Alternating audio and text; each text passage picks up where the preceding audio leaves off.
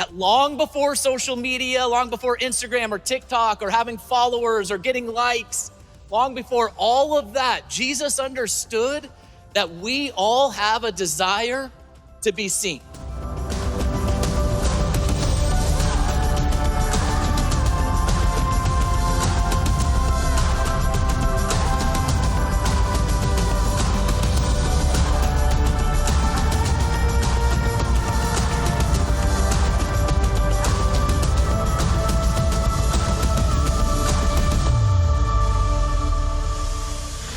Welcome, everybody. Hope you're having a great summer. You know, I have a question for you. Who feels like they need a summer vacation right now? Like you're in desperate need of a summer vacation. Maybe you just got back from vacation and you already need a vacation from that vacation, right? Like just a little break.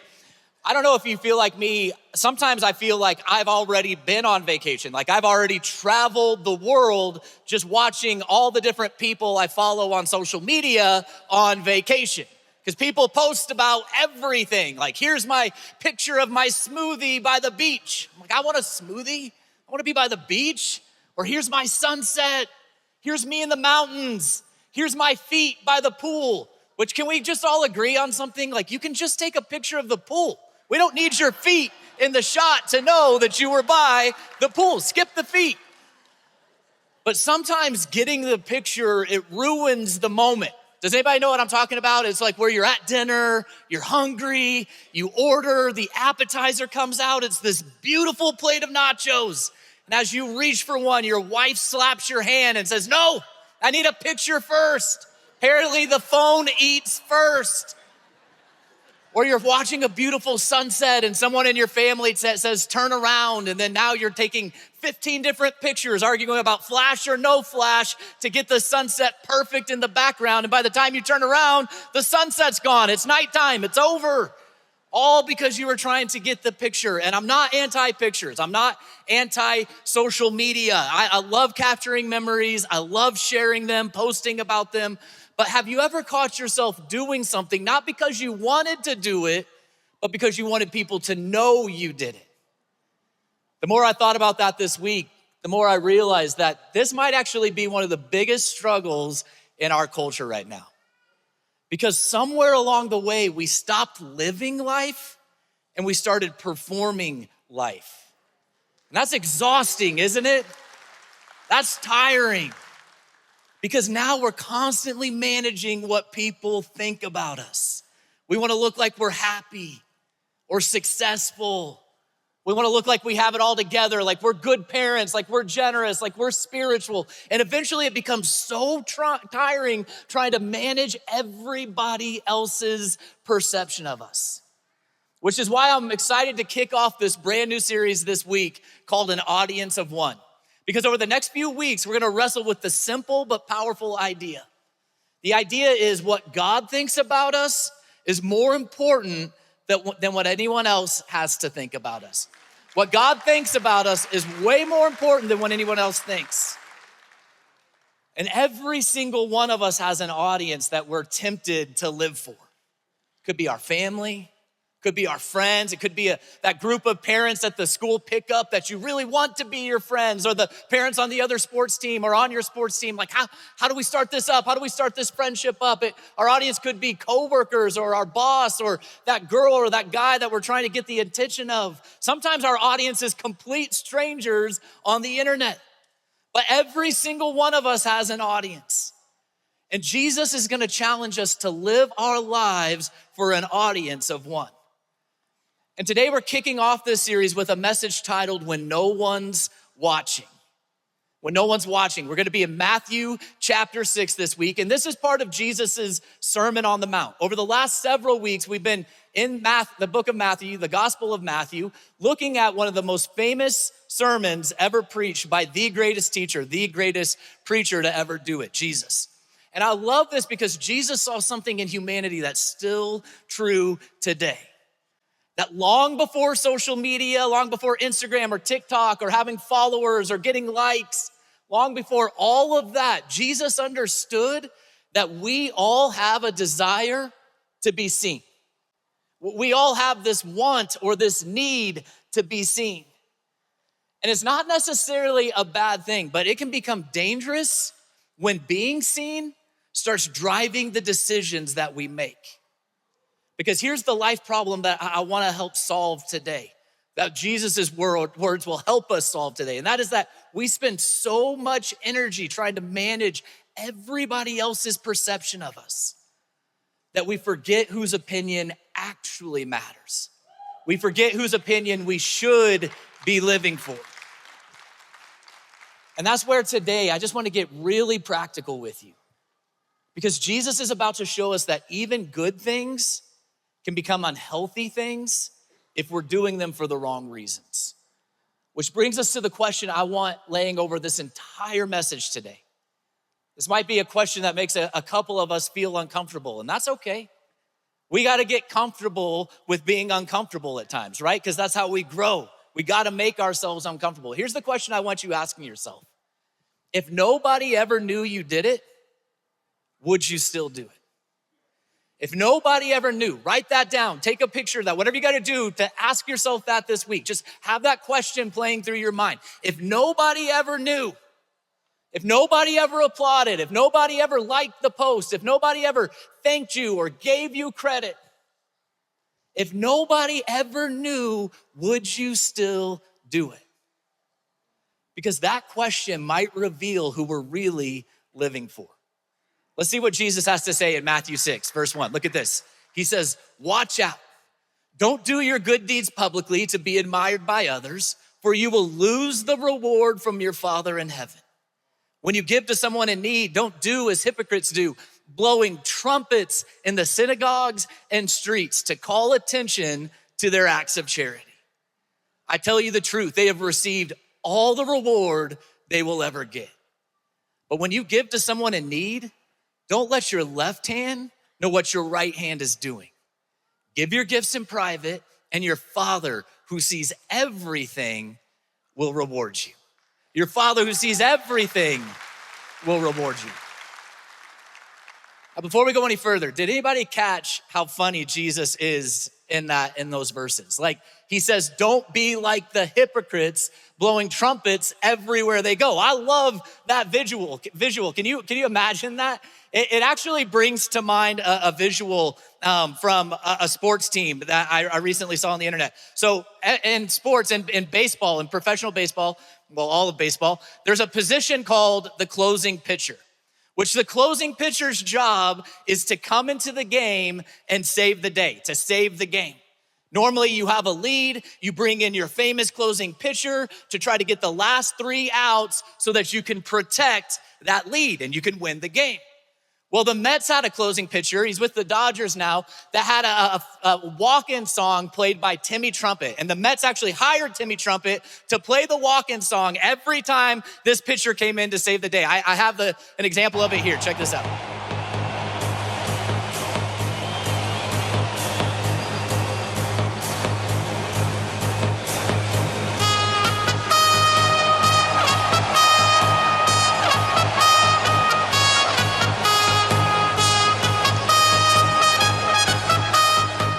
That's catchy. That'll get stuck in your head. That'll fire you up. That'll inspire you coming into the game, get the crowd excited.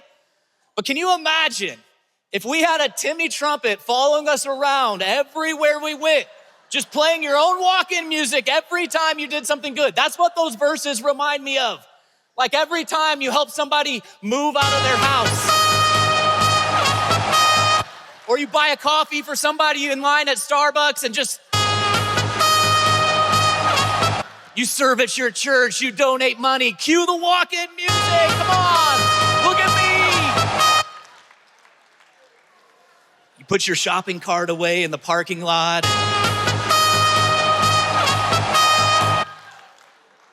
I mean, that probably, it would be fun, but it would start to get annoying after a while, right? Like it could start to give you a headache after a while. And that's the point Jesus is making here. He's intentionally making this sound ridiculous. He's saying, don't announce every good thing that you do. Now, we might not use trumpets, but we still have our own versions of this, right? We post it, we mention it, we casually work it into the conversation. Social media, we do a live. Hey gang, just put my cart away in the shopping center, hold on. We make sure everybody knows we did something good. Now, Jesus isn't saying like, don't do good things, don't try to help others. No, doing good things is great. Jesus is correcting our actions though. Or not correcting our actions, he's correcting our motives. Jesus is saying the action is fine, do the good things, but your motive behind it. What you do matters, but why you do it matters even more. And that's where we're gonna find our first challenge today from Jesus. Because if we wanna live our lives for the only audience that matters, the first thing we need to do is we need to check our motives. Check our motives. Have you ever heard of a humble brag before? I have an example of a humble brag I found on the internet. This cracked me up. It says, it's really weird, someone said this, it's really weird being friends with famous people. It's gotta be really weird. You hardly get to see them and you have to schedule times to hang out a week ahead. Like, I'm so sorry your life is so horrible trying to schedule all the time with your famous friends. But that's a humble brag. And this can be funny, this can almost sound ridiculous, but we all tend to do this at least a little bit, right? We all get tempted to do a version of that. I think every single one of us has this tension inside of us where we try to make it sound like, hey, it's no big deal, but I kind of got to let you know that I am a big deal. We want to do things, but we want people to know that we did good things. We want to do good things, but we also want people to know that we did the good thing. And that's exactly what Jesus is addressing here.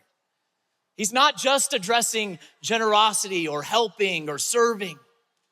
He's not just addressing doing good. What he's addressing is our motives behind it all. Because sometimes we can do all the right things for all the wrong reasons. We could be generous to help people, which is what we should do. We could be generous to help people just get some help, some resources in life, or we could be generous because we want recognized in that generosity. We can serve someone for the sake of loving them, or we could serve them because we really want a pat on the back. We could help other people just to help them, or it could be because we want to be liked by them. See, the action can be good while the motive is unhealthy. And that's why I think Jesus starts this whole section with the two words that he did. I'm gonna pull those first two verses up, or the first verse up. When we get to the red words, say them out loud with us, but this time the red words are right at the beginning. So I'm gonna count us in, and there's an exclamation mark there, so I need you to bring some passion to the red words, okay? So here we go, 1, 2, 3. Watch out. Watch out.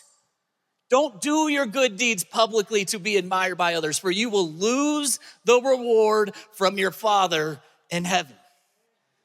I love that, as hard as that is to hear, because essentially Jesus is saying, like, pay attention here. Watch out. This is a trap. Don't let your heart drift here. And this doesn't happen overnight. We don't all of a sudden just wake up one day just excited to be addicted to other people's approval or their opinions of us.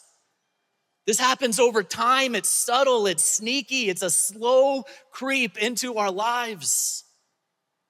And before we know it, we're doing things because we need to be noticed.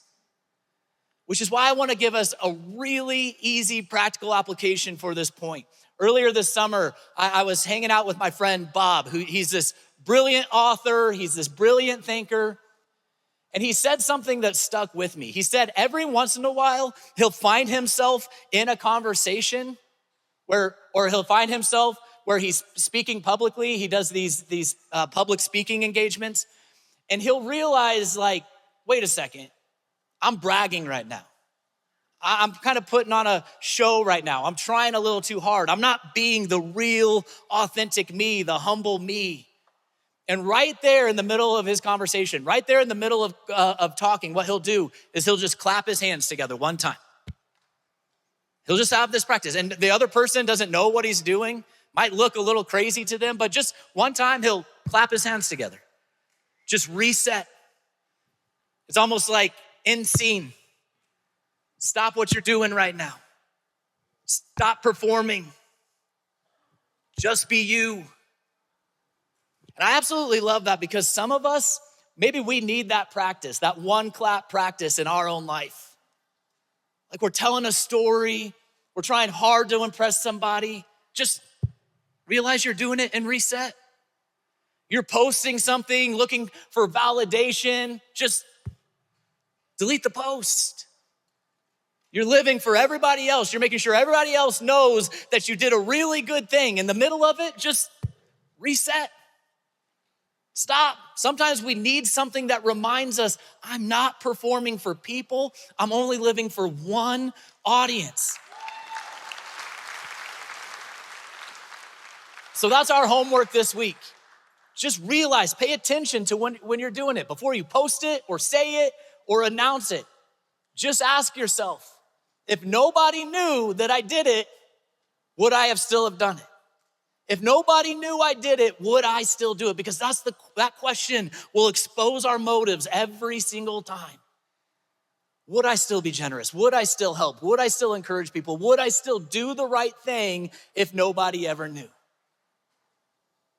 Remember, the danger isn't being seen. The danger is needing to be seen. And once our motives drift, we start chasing something that was never meant to fuel our lives.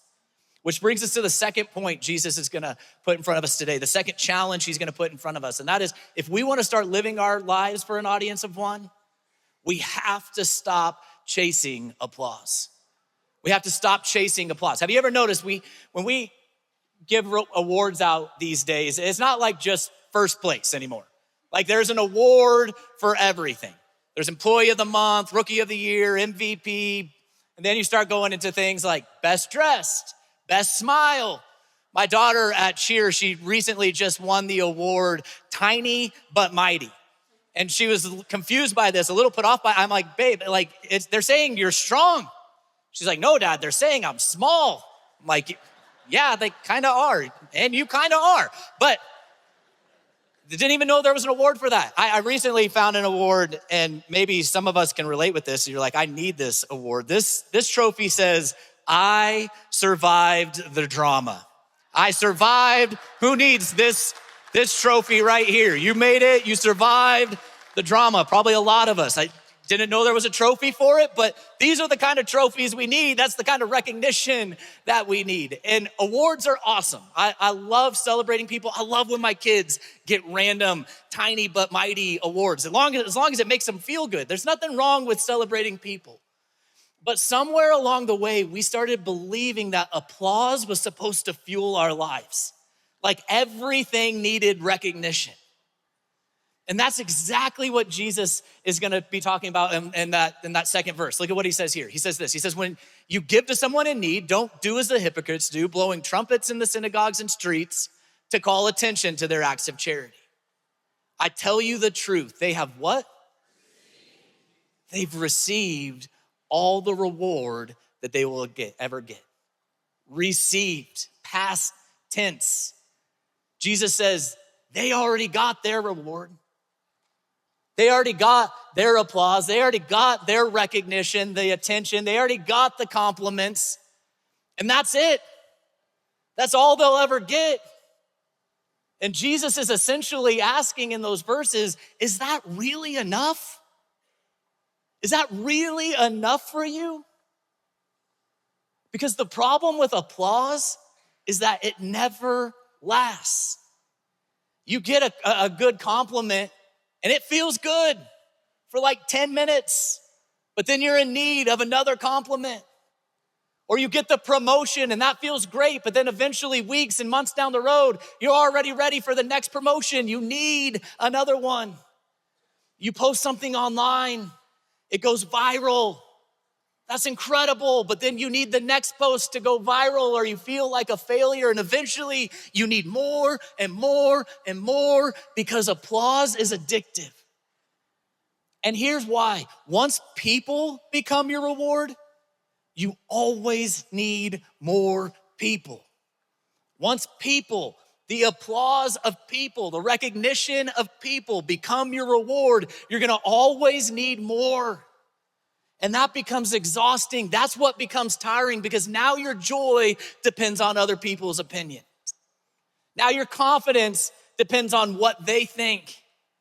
Your worth, your happiness, it depends on other people's opinions. And I wish that I could say that pastors are immune to this, but we're not. We're highly susceptible to this because sometimes I can preach a message and I can have the good thought of like, did that message actually help people? Did I convey God's word appropriately, powerfully? Or I can be tempted to think, did people like me while I was giving that message? Did people like the message? And I don't ever want to find my worth in what I do to be about the applause of man. I love your applause. You're not going to clap the rest of this message, and that's okay. It's all right. But I need you to hear that again. People were never meant to fuel our life. Only God's approval matters. God's approval is the only thing that's meant to fuel it, his love. Applause is a terrible fuel source because it's not something that won't sustain us. It won't keep us going. Eventually it runs out, it fades, it disappears. But you'll spend your whole life chasing something that will never satisfy you. And I think that's exactly why some of us feel so tired right now. We feel so exhausted because we're carrying this extra burden of just trying to keep everybody happy. Just every single day, wake up, perform.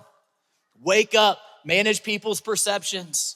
Wake up, try to impress everybody. And Jesus in those verses tells us something incredibly freeing. He says, you can stop. You can stop. What reward is it anyway?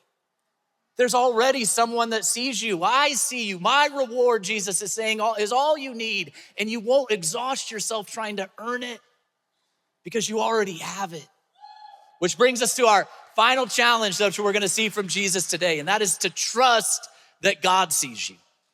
Out of everything and everyone, trust that God sees you. Let's go back to those last couple of verses. Jesus says this, he says, but when you give to someone in need, don't let your left hand know what your right hand is doing. Give your gifts in private, and your Father who sees what? Who sees everything, who sees it all, will reward you. I love that because Jesus says something so simple but so powerful. He says, your God, your heavenly Father, he sees everything. Not your Father sees the big things that you're doing, the impressive things. Not your Father sees the things that everybody else is gonna applaud for. No, your Father sees everything. And I think sometimes we underestimate just how life-changing, how freeing that truth can be. A lot of us are so exhausted trying to be enough, trying to prove ourselves, trying to impress people, trying to earn approval, trying to manage everybody's perception of us, that we feel like we're in this never-ending hamster wheel of just earning and keeping and gaining people's approval. And church, that's a trap. It's a trap. And Jesus says something so freeing. He says, you can stop. You can stop. End it. Your heavenly Father already sees you. I see you. It reminds me of one of my favorite stories in the Bible. It's the story of the widow with the 2 coins. There was this widow who walked into the temple one day, and as she walked in, wealthy people were giving their money. And it's not the amount of people the amount that people were giving. It wasn't the size of the gifts. It was how they were giving it in a showy way. They weren't giving humbly. They were giving the kind of gifts publicly that would turn heads or make you impressed by their generosity. Like, wow, look at the size of that gift. They're so generous, and look how they held it up for everybody to see. Cue Timmy Trumpet in the background. And then there was this woman, this widow, this lonely widow. She's standing there with just 2 small coins in her hand. That's it. 2 small coins that would have been hidden from everybody else. No spotlight. No one gathered around her. Nobody was impressed. Nobody was talking about her generosity. Nobody was even talking about her at all, even being there. And I often wonder if just for a moment that she wasn't tempted to think like, why even bother? What does it even matter? What difference is this going to make? Nobody's ever even going to notice. What good is it going to do? Have you ever felt that before? That feeling of what I have to offer, it doesn't seem significant. What I have to offer, it doesn't seem important. Somebody else could probably do it better. Somebody else could probably give more. But that's the beautiful part of this story, is that everybody else overlooked her. But you know who didn't? Jesus.